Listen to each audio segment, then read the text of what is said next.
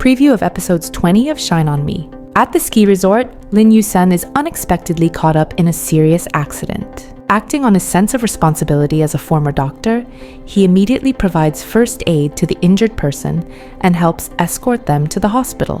When Guang and Zhang Rui return later and find Lin Yusen missing, only to hear that a serious accident has just occurred at that very spot, they are overwhelmed with worry.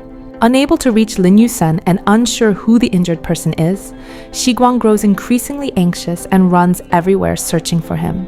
Together with Zhang Rui, she rushes to the medical station to ask for information. None of the injured there are Lin Yusen.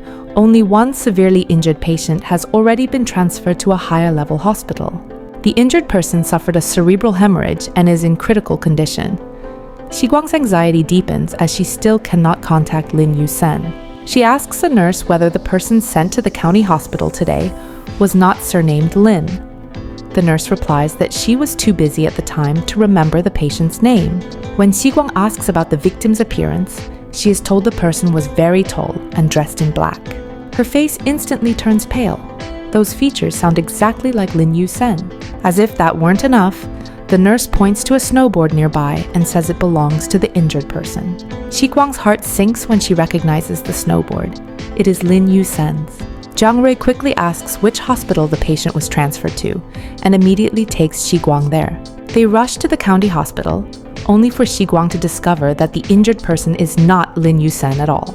Instead, she sees Lin Yusen wearing surgical scrubs, helping escort a patient into the operating room. It turns out the injured man is a colleague of Zhuang Shu, tall and dressed in black, which caused the misunderstanding.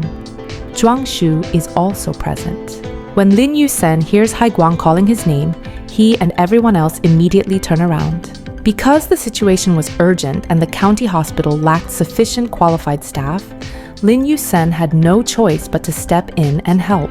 Knowing the patient urgently needs treatment, Guang steps outside to allow him to focus on his work.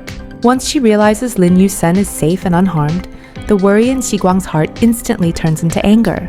She stubbornly waits for him outside in the freezing snow, ignoring Zhang Rui's attempts to persuade her to go inside. When Lin Yusen finally comes out, he immediately senses that something is wrong with Guang. Gently, he suggests, "There's a hot pot restaurant across the street. Let's go there and talk." But by then, Guang can no longer contain her anger.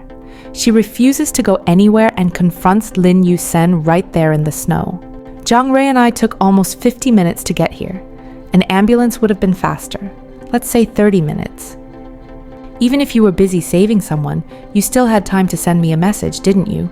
Just one line. Even if my phone was off, I would have seen it once I turned it back on. Guang pours out her words nonstop, her emotions spiraling, while Lin Yusen can only say quietly, "I'm sorry." Before he can explain anything further, Guang continues accusing him. "I ran everywhere looking for you like an idiot." Tears well up in her eyes, her voice trembling. "What's the use of saying sorry? At the most important moment, you didn't think about me at all. You say you like me, but I don't feel it at all. You knew I would worry, and yet you couldn't even send me a message." Lin Yusen is at a loss for words, unsure how to explain himself or how to calm her anger. Because in that moment, he himself had been completely overwhelmed and confused.